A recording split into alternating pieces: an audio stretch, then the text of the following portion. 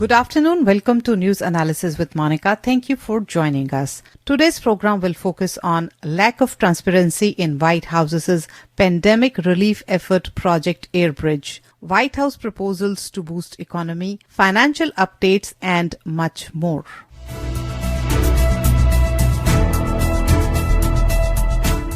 Let's check today's news in brief. The worldwide cases of novel coronavirus infections have crossed 4 million cases, including 275,000 deaths all over the world. End tsunami of hate over COVID-19 pandemic, says UN chief. In the US, more than 1.3 million cases and over 78,000 COVID-related deaths have been recorded. 221,000 have recovered so far. Vice President Mike Pence's press secretary has the coronavirus, the White House said today, making her the second person who works at the White House complex known to test positive for the virus this week. The positive test for the senior Pence aide came one day after White House officials confirmed that a member of the military serving as one of Trump's valet had tested positive for COVID-19. President Trump says he will be tested for coronavirus daily. Italy becomes third country to record 30,000 coronavirus deaths. Only the US and UK have reported more deaths from the virus. The European Commission is encouraging countries in the European Union to extend restrictions on non-essential travel and to keep external borders closed until June 15th. Kuwait imposed a nationwide lockdown starting Sunday until the end of May. More than 50% of Spain's population will advance to phased reopening. California begins reopening, but Bay Area keeps stricter guidelines. Canada records second highest unemployment rate in its history.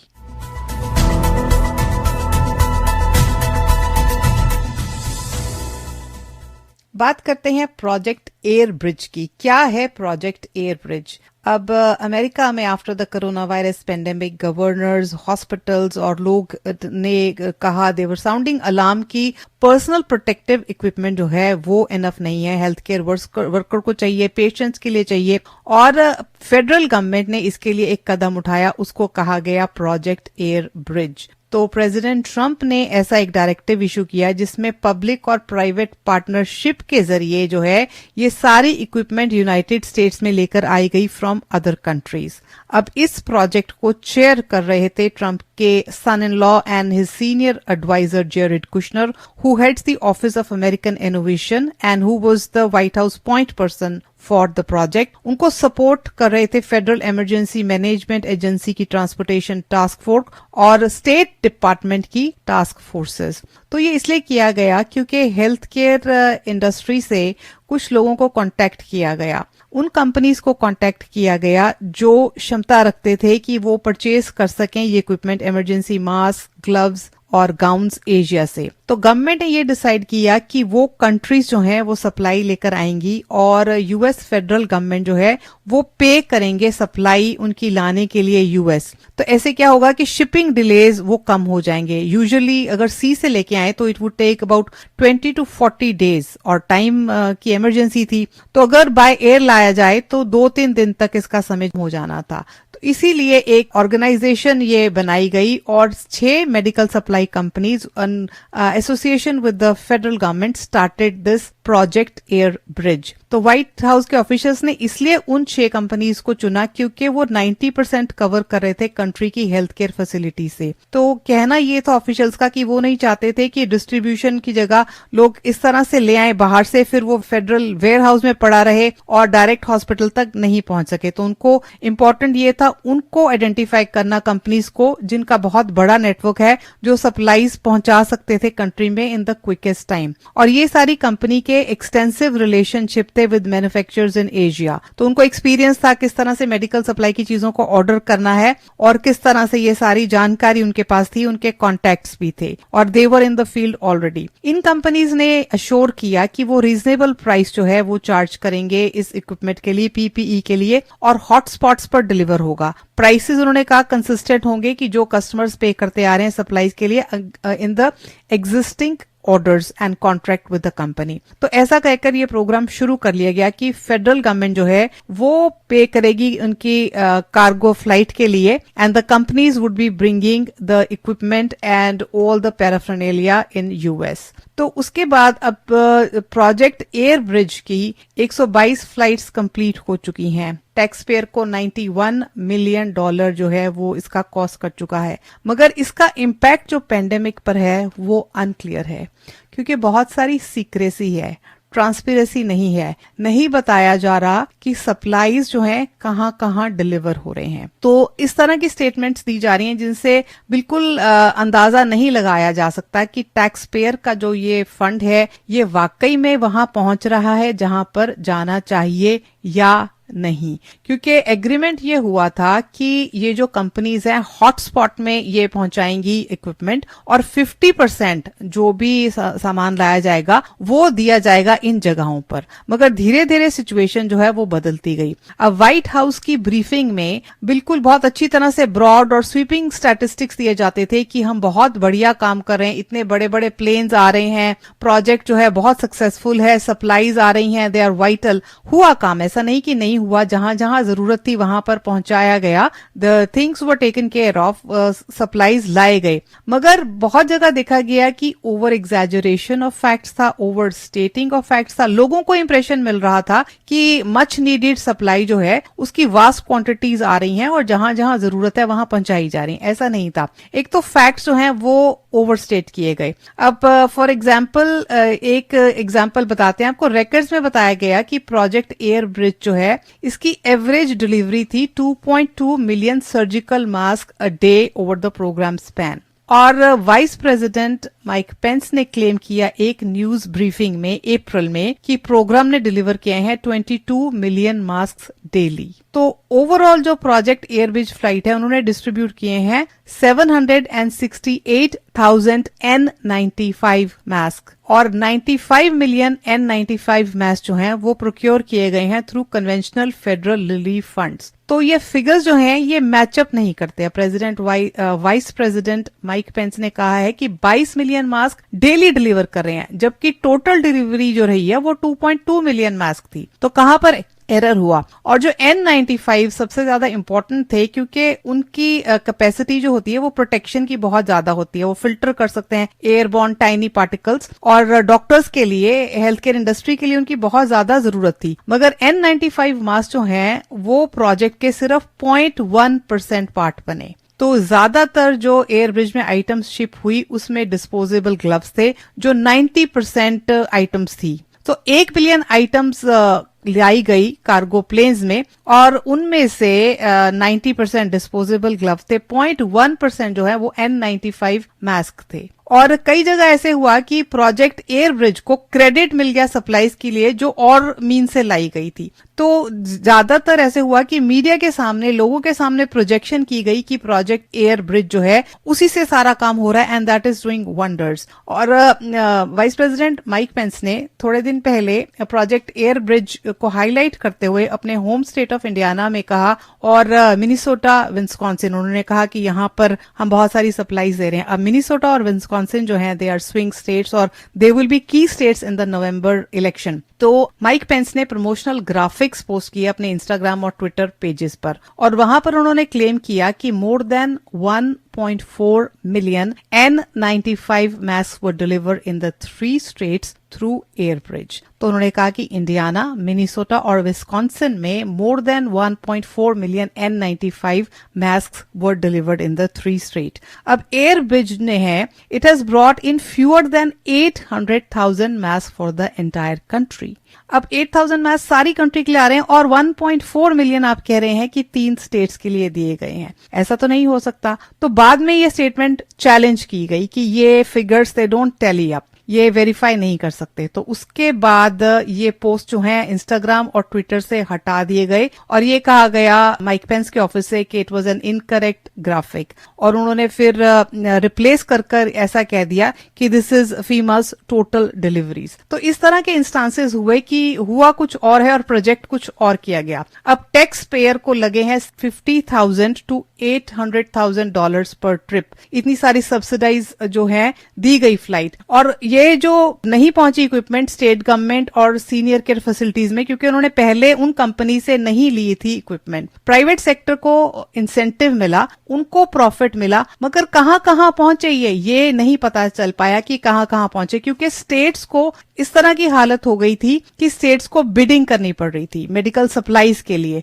अब Illinois के governor ने कहा कि हमारे पास हमें पता चला है कि आ रहे हैं, मगर फेडरल गवर्नमेंट के साथ और बाकी स्टेट्स के साथ हमें बिडिंग करनी पड़ रही है। तो इक्विपमेंट आ गई है मगर उसके लिए बिडिंग करनी पड़ रही है। और कुछ सेनेटर्स ने, डेमोक्रेट्स ने इतराज उठाया है कि ट्रांसपेरेंसी नहीं है, कहां से लाई जा रही इक्विपमेंट, कहां पर दी जा रही है, इस सब की सफाई दी जाए, मगर there was no official communication on that respect.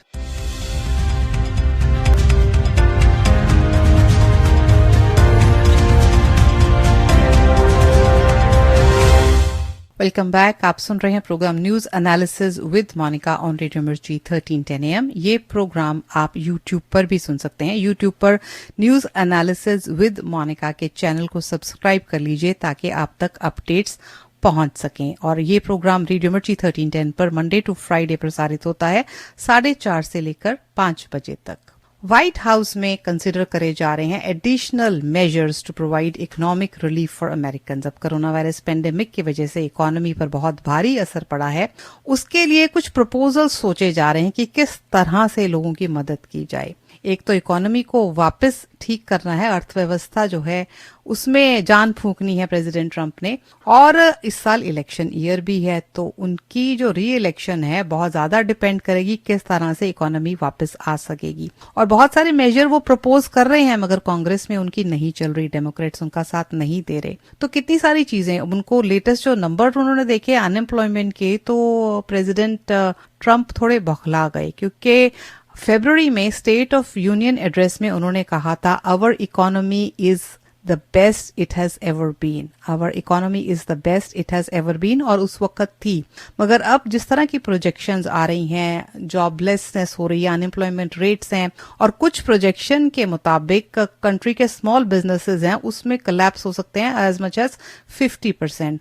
तो ये सारी चीजों को देखते हुए व्हाइट हाउस में प्रपोजल्स बनाए जा रहे हैं कि किस तरह से ये अडॉप्ट की जाए कुछ लेजिस्लेशन कि कांग्रेस में जाने के बगैर, उनसे कांग्रेस को बाईपास कर किस तरह से एग्जीक्यूटिव एक्शन लिया जाए कि बिजनेसेस में थोड़ा सा मोमेंटम भर दिया जाए। अब इसमें बहुत सारे प्रपोजल हैं, उनमें से ये है कि बिजनेसेस को प्रोटेक्ट कैसे किया जाए from lawsuit if employees become infected with the coronavirus while on job. Lawmakers have discussed some liability protection, but administration officials see the issue as urgent. तो ये और एक मुद्दा ये है कि टैक्स फाइलिंग डेट, तो अनदर डेडलाइन जो है उसके ऊपर बातचीत हो रही है कि किस तरह से करा जाए। अभी ऑलरेडी जो फेडरल टैक्स फाइलिंग डेट है that has been push to July 15, और बात हो रही है कि शायद इसको 15 सितंबर या फिर 15 दिसंबर तक एक्सटेंड कर दिया जाए, मगर this is all in the process of proposal. अभी कोई ठोस डिसीजन इस पर नहीं बना है। तो प्रेसिडेंट ट्रंप ऑल्सो चाहते हैं, उनकी टीम जो है रीओपनिंग एंड इकोनॉमिक रिजुविनेशन पर उन्होंने एक मीटिंग करी ग्रुप ऑफ काउंसलर्स के साथ, तो टिप्स जो है वो शेयर किए गए, ऑप्शंस देखी गई कि क्या क्या किया जा सकता है।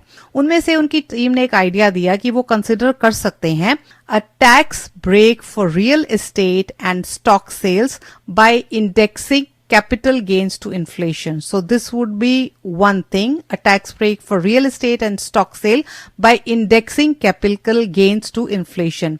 तो ये एक प्रपोजल हो जाएगी। एक और प्रपोजल जो है प्रेसिडेंट ट्रंप बहुत देर से कह रहे हैं कि पेरोल टैक्स कट, तो इनकी प्रपोजल जो है वो डेमोक्रेट्स अपोज कर रहे हैं। They think that this is not a wise thing to do. उनका रिस्पॉन्स ये है कि ये this will be a huge mistake. अगर पेरोल टैक्सेस काटेंगे तो ये ह्यूज मिस्टेक होगी, क्योंकि it would amount to hundreds of billions of dollars in tax cuts for the big corporation.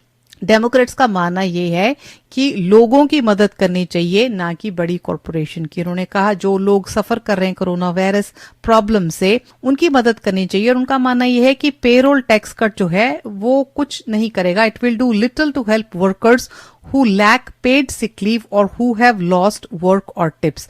अब नॉर्मल एम्प्लॉय को इससे नहीं फर्क पड़ेगा, बड़ी कॉर्पोरेशंस को इस टाइम में इंसेंटिव देने का उनको नहीं लग रहा कि कुछ आइडिया है। पेरोल टैक्स क्या होते हैं? They are taxes paid on wages and salaries of employees. These taxes are used to finance social insurance programs such as Social Security and Medicare. तो इस पे सोशल सिक्योरिटी बाकी प्रोग्राम्स पर भी असर पड़ेगा अगर पेरोल टैक्सेस को कट किया जाए. So Democrats are not in favour of this. तो प्रेसिडेंट ट्रंप यही सोच रहे हैं कि किस तरह से एग्जीक्यूटिव एक्शन अगर हो सके पॉसिबल, कोई लेजिस्लेशन अडॉप्ट कर ली जाए without going into the Congress. So these ideas he is mulling over. अब जब इकोनॉमी में किस तरह की प्रॉब्लम आ रही है तो वो चाह रहे थे कि इकोनॉमी रीओपन इसीलिए जल्दी कर दी जाए. इकोनॉमी जो रीओपन हो गई उसके बाद उनके जो एडवाइजर्स हैं वो देखेंगे किस तरह की सिचुएशन है. They will study that and then they will outline a series of steps कि प्रेसिडेंट ट्रंप देना चाहते हैं अमेरिकन को a road map of sorts for how the country will recover economically. अब चैलेंज उनके पास ये है कि री इलेक्शन के लिए उनके पास ज्यादा टाइम नहीं है. नवंबर से पहले पहले वो चाहते हैं कि इकोनॉमी को इम्प्रूव कर दिया जाए, otherwise he is going to lose. तो व्हाइट हाउस के स्पोक्समैन उनका मानना ये है कि प्रेसिडेंट ट्रंप ये सारे मेजर्स ले रहे हैं कि प्रेसिडेंट ट्रंप की ट्रेड और energy policies, tax cut, reduction of federal regulation before the economic downturn will help the economy thrive again. और प्रेसिडेंट ट्रंप चाहते हैं कि इस चैलेंज से हम सारे इमर्ज हों stronger with the growing economy. That is why the White house is focused on pro growth, middle class tax and regulatory relief. This is a statement from the White House.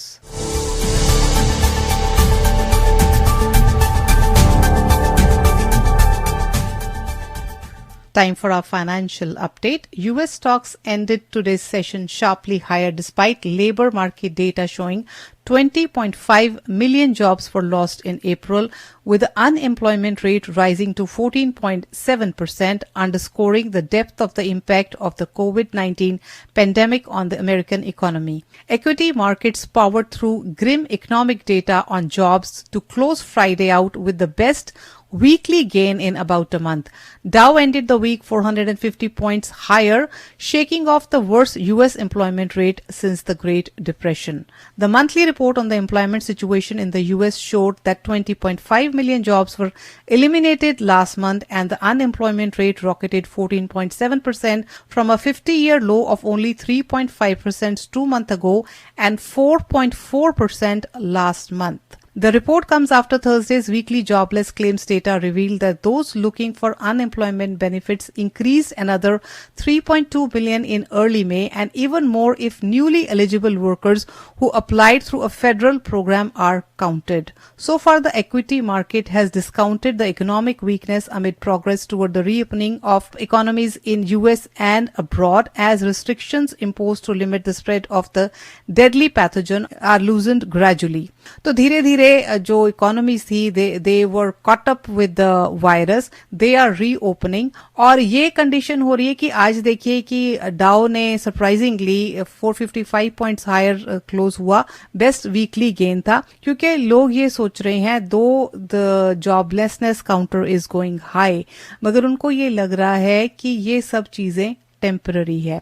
तो people are thinking that this is behind us, क्योंकि जो भी analysis कर रहे हैं उन्होंने कहा कि जो 20.5 मिलियन जॉब लॉस्ट हुई थी उसमें से 18 मिलियन जॉब जो थी वो टेम्पररी है. इस करके ऑप्टिमिज्म ये है कि अगर ये लोगों की जॉब लॉस टेम्पररी थी तो रीगेन करने का कॉन्फिडेंस लोगों में आ गया है that this is phase which we can tide over once the economy reopens, because world wide ऐसा देखा जा रहा है. और जैसे जैसे इकोनॉमीज ओपन हो रही हैं, people are trying to see that how they can work best under circumstances and how they can remake gain the lost time. और एक बात और देखी जा रही है कि यूएस चाइना का जो ट्रेड वॉर है वो इन्वेस्टर्स बहुत केयरफुली स्टडी कर रहे थे. तो मार्केट सेंटिमेंट जो है वो हेल्प हुआ एक न्यूज से कि यूएस ट्रेड नेगोशिएटर और उनके चाइनीज काउंटर पार्ट और यूएस सेक्रेटरी जनरल उन्होंने बातचीत की है आपस में. तो यूएस और चाइना के टॉप ऑफिशियल्स के बीच में बातचीत हो गई है